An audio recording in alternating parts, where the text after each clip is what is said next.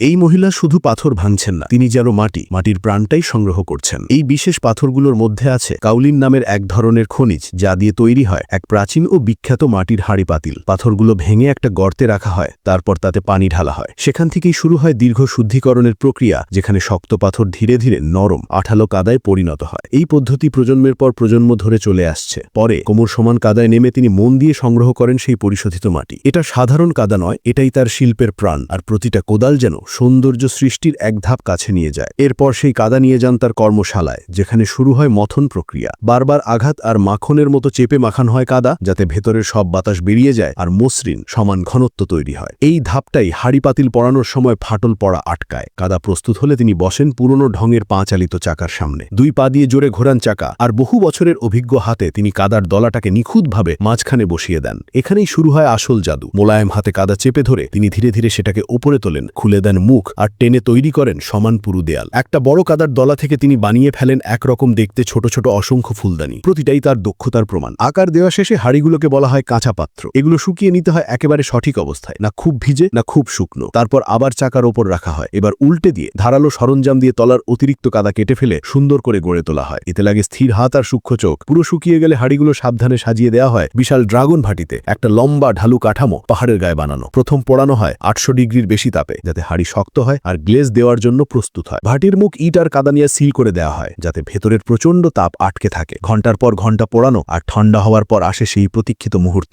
ভাটির seal ভেঙে দেখা যায় যা ঢুকেছিল নিস্তেজ বাদামি রঙে, তা বেরিয়েছে উজ্জ্বল ময়ূর সবুজে ঝলমল করে। এটাই ইয়া ঝমৃত শিল্প, 600 বছরেরও বেশি পুরনো এক শিল্পধারা। এর বিশেষ ফাটল প্যাটার্ন আর অপ্রত্যাশিত রং বদলের বৈশিষ্ট্যই এর পরিচয়। প্রাচীন সেই কথাটাই যেন এখানে সত্যি হয়, যা ঢোকে এক রঙে তা বেরোয় হাজার রঙে। এক টুকরো সাধারণ পাথর থেকে জন্ম নেয় অসাধারণ এক শিল্পকর্ম।